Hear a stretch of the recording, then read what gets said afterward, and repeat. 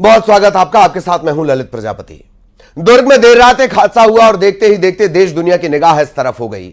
ऐसा नहीं है कि यह पहला हादसा है और ऐसा भी नहीं कि यह आखिरी हादसा हो, लेकिन इन सब के बीच होते हैं सुलगते सवाल और गुमनाम हो जाने वाले जवाब। हर हादसे के बाद दुख शोक व्यक्त करने का सिलसिला चलता है, मुआवजे के ऐलान होते हैं, संवेदनाओं का मरहम होता है और इसके बाद कुछ दिनों तक सोए हुए महकमे जागने का ढोंग करते हैं, एक्टिंग करते हैं। इसके बाद अगले हादसे तक के लिए सब मौन साध लेते हैं। क्या यही जिम्मेदारी है? तो फिर हादसे में कम से कम जान जाएं, उसकी गारंटी कौन देगा?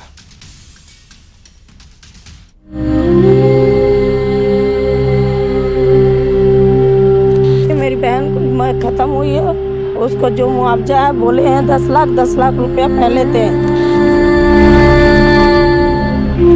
सरकार की तरफ से भी मदद मिले। इसके लिए न्यायिक जांच की घोषणा हो गई है और जांच रिपोर्ट आने के बाद कोई भी दोषीदार इसमें बख्शा नहीं जाएगा। कंपनी वालों से मेरी बात हुई, एक कुछ 10 लाख रुपए का प्रति परिवार उन्होंने देने की बात कही है।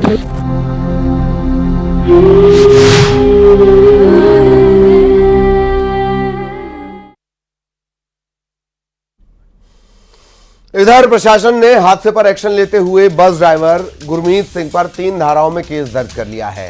केडिया डिस्टिलरी में काम बंद है, लोग घटना से नाराज हैं, परिजन तुरंत मुआवजे की मांग कर रहे हैं। जाहिरा तौर पर रोज कुआं खोदना, रोज पानी पीने वाले लोग ही उस बस में सवार थे। कि मेरी बहन को खत्म हुई है, उसको जो मुआवजा है बोले हैं 10 लाख रुपया पहले थे, क्योंकि वो मेरे जीजा बुजुर्ग आदमी है, कहीं आ जा नहीं सकते। हम लोग गरीब आदमी कहाँ दौड़ेंगे, कहाँ हाथ फैला के मांगेंगे। बाद में तो जला देंगे तो फिर तो मिलने वाला नहीं है, हम लोग को कोई देने वाला नहीं है। तो आप लोग चाहते हैं कि पहले मुआवजा दें, पहले मुआवजा दें फिर हम ले जाएंगे। अब हादसे की जगह तो ज़िंदगी तो चली गई कि अब हमारा कहना 2 हमारे पास लड़की है, एक लड़का है, बिना विवाहित है तीनों।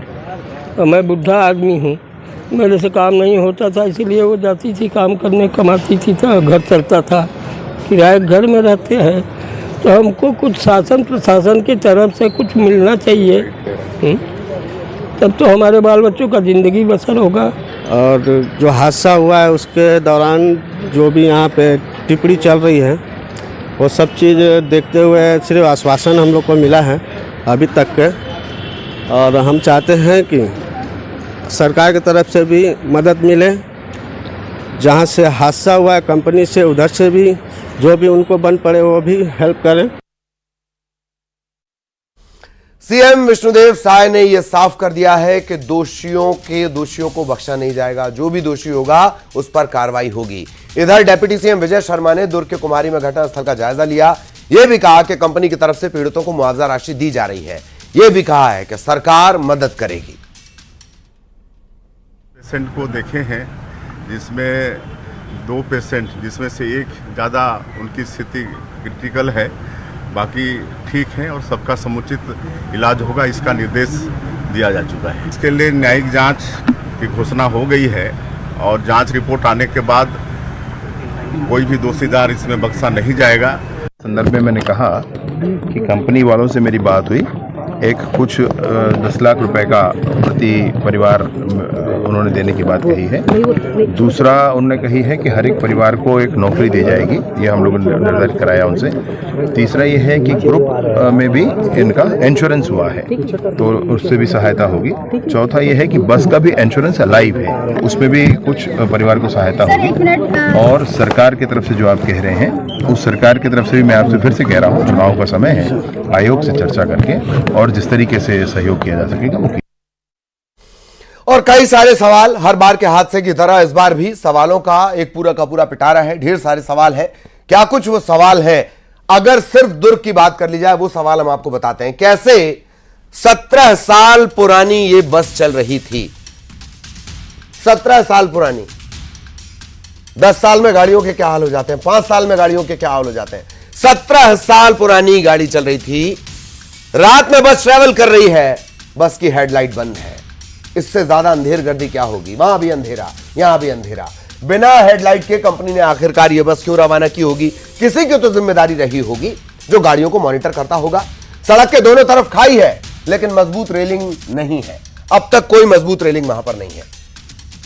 4 हादसे, तकरीबन 3 से 4 हादसे इस पूरे इलाके में, इसी इलाके के आसपास हुए हैं, पर रोशनी का कोई इंतजाम नहीं है।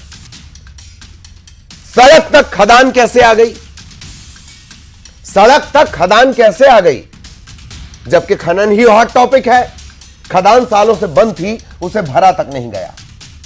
क्या ड्राइवर शराब के नशे में था, यह भी एक बड़ा सवाल रहेगा। ड्राइवर क्या शराब के नशे में था, चेक नहीं किया गया। कंपनी में चल रही बसों की हालत खराब, यह किससे छुपा है। कंपनियों में जो बस चलती है, ज्यादा से ज्यादा मुनाफा और कम से कम खर्चा, हर कंपनी का दरअसल यही हाल है। मिथिलेश हमारे सहयोगी हमारे साथ बने हुए हैं, मिथिलेश के पास हम आपको लिए चलेंगे।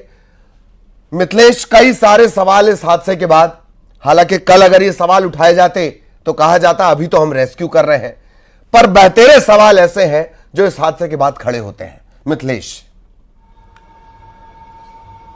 बिल्कुल ललित, इस घटना ने कई सवाल खड़े कर दिए हैं, क्योंकि ये जो स्थिति है वो आज से नहीं बल्कि कई वर्षों से थी, लेकिन उसकी अनदेखी की गई और यही वजह थी कि आज 13 लोगों को अपनी जान गंवाना पड़ा है। बेहद दर्दनाक ये हादसा है, आज सभी की आंखों में आंसू हैं और सवाल कई सारे हैं कि आखिरकार क्या है उनका दोष था, उनकी क्या ऐसी चीजें थी जो प्रशासन ने नहीं सुना और ना ही जो कंपनी प्रबंधन ने सुना।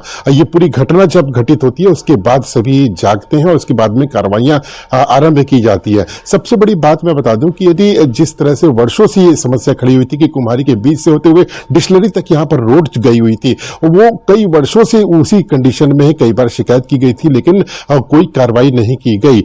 सरकारें बदल गई लेकिन स्थिति जस की तस रही थी। और सबसे बड़ी बात है, जिस दिन घटना हुई, मतलब कल रात की जब घटना घटित हुई थी, उस दौरान ये क्यों नहीं देखा गया था कि बस किस कंडीशन में, क्या उसकी लाइट जल रही थी कि नहीं जल रही थी। जब ये सवाल आज डिप्टी सीएम से किया गया तो उन्होंने ये कहा कि जो फिटनेस था वो प्रॉपर था और जो उसकी जो भी बस का जो परमिशन होता है वो प्रॉपर था।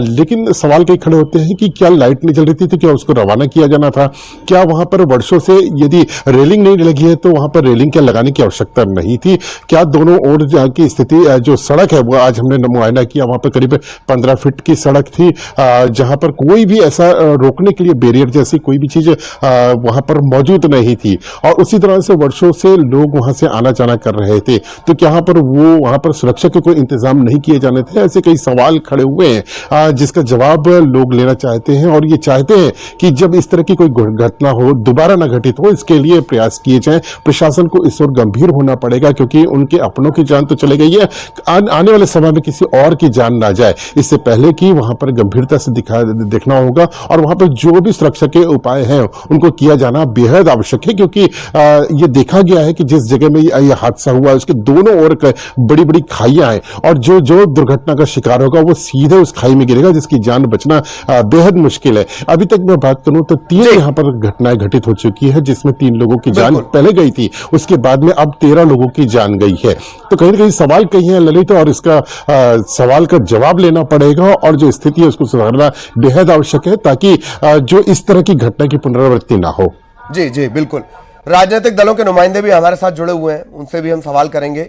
वंदना राजपूत जी हमारे साथ जुड़ी हुई हैं कांग्रेस से, राजीव चक्रवर्ती साहब बीजेपी से हमारे साथ जुड़े हुए हैं। राजीव चक्रवर्ती साहब, पहला सवाल आपसे। अभी मैं किसी को बोलते हुए सुन रहा था कि बस के पास फिटनेस भी था, परमिट भी था। हैरानी की बात यह कि 17 साल पुरानी ये बस है, हेडलाइट इसका जल नहीं रहा, फिर भी इसे परमिट भी मिला हुआ था, परमिशन भी मिली हुई थी। चक्रवर्ती साहब। देखिए, बहुत दुखद घटना है, ऐसी घटना कभी नहीं होनी चाहिए और दर्दनाक घटना है। और अभी संज्ञान लेना होगा कि आगे से कोई भी स्टाफ बस हो, स्कूल बस हो, उसकी वैध परमिट हो और ड्राइवर के पास पूरी मेडिकल फिटनेस हो। ये बहुत दुर्भाग्यजनक घटना हुई है। और देखिए, दुर्घटना तो दुर्घटना होती है, दुर्भाग्यजनक घटना, जो घटना कभी नहीं होनी चाहिए।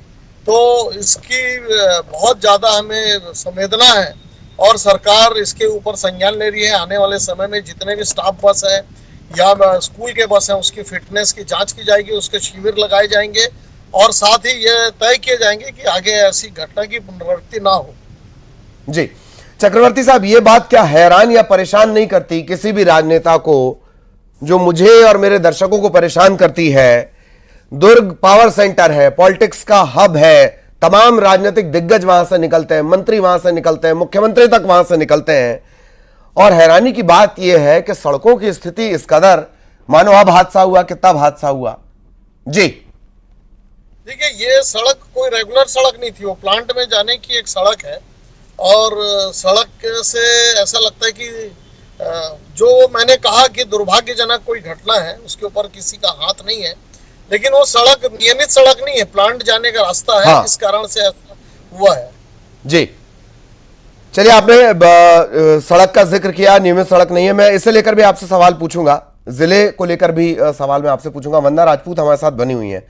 वंदना जी, सड़क हादसा और क्या कुछ विपक्ष का रिएक्शन? सबसे पहले तो देखिए, ये जो सड़क के बस दुर्घटना जो घटी है, कहीं ना कहीं ये बहुत ही एक बहुत बड़ी घटना है और इस घटना पर मैं संवेदना व्यक्त करती हूँ।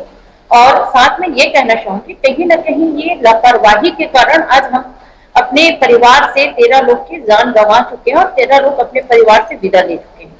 और आप देखेंगे कि एक बात सामने ये भी आई है कि बस ड्राइवर वहां पर का बयान आया है कि बस की लाइट नहीं जल रही थी। मतलब आप समझ रहे हो कि इतनी बड़ी लापरवाही कि बस की लाइट नहीं जल रही थी और वो जो सड़क था सिर्फ 15 फीट की सड़क थी और आजू बाजू जो मुरुम का खदान था वो बहुत गहरा खदान था और वहां पर बोर्डिंग की भी व्यवस्था नहीं है।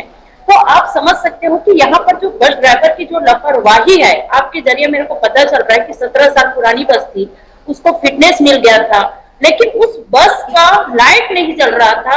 अगर यही कोई गरीब का मोटरसाइकिल होता तो पुलिस वाले क्या उसको फिटनेस देते, क्या बार बार चेक नहीं करते? लेकिन कहीं ना कहीं ये पूंजीपतियों के साथ मेरे को लगता है कि सरकार, शासन, प्रशासन उनके साथ रहता है और कहीं ना कहीं लोग आंख बंद करके काम करते हैं।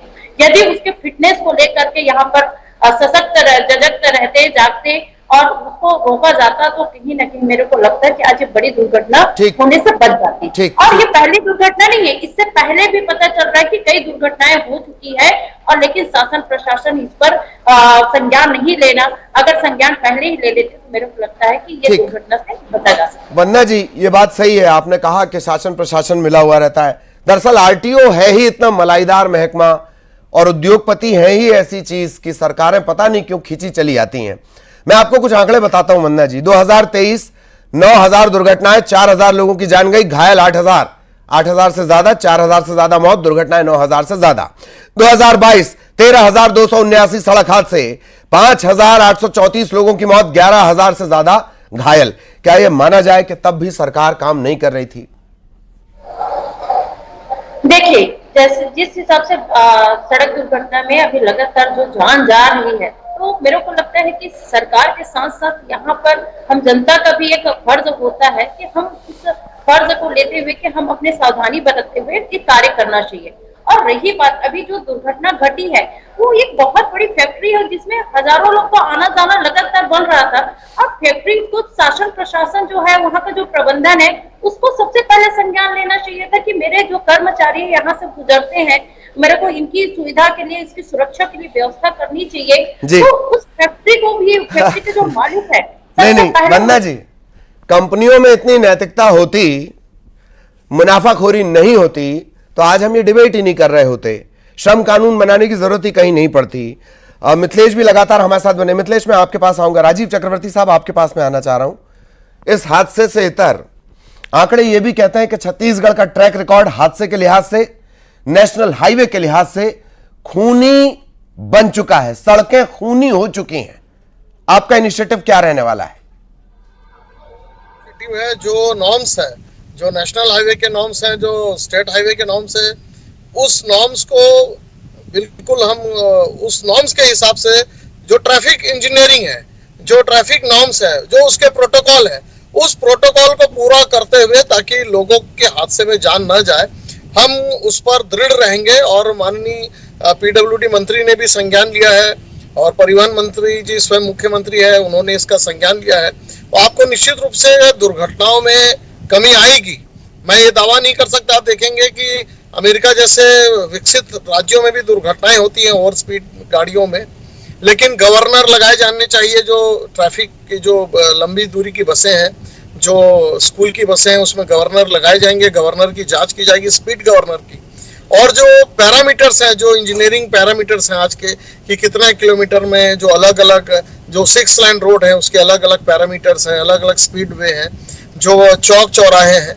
और अभी देखिए कोशिश की जा रही है, केंद्रीय सड़क मंत्री ने जिस प्रकार से अभी सड़कों को बात बनाया आपने बहुत अच्छी याद दिलाई। नीचे है, अगर ऊपर है। नितिन गडकरी साहब एक रफ्तार के साथ काम कर रहे हैं, हाईवे धड़ाधड़ बना रहे हैं, पर कई बार वो स्टेट अथॉरिटीज को लेटर भी लिख रहे हैं कि आपकी स्टेट पुलिस बहुत परेशान करती है, इस वजह से भी ड्राइवर्स भागने की कोशिश करते हैं।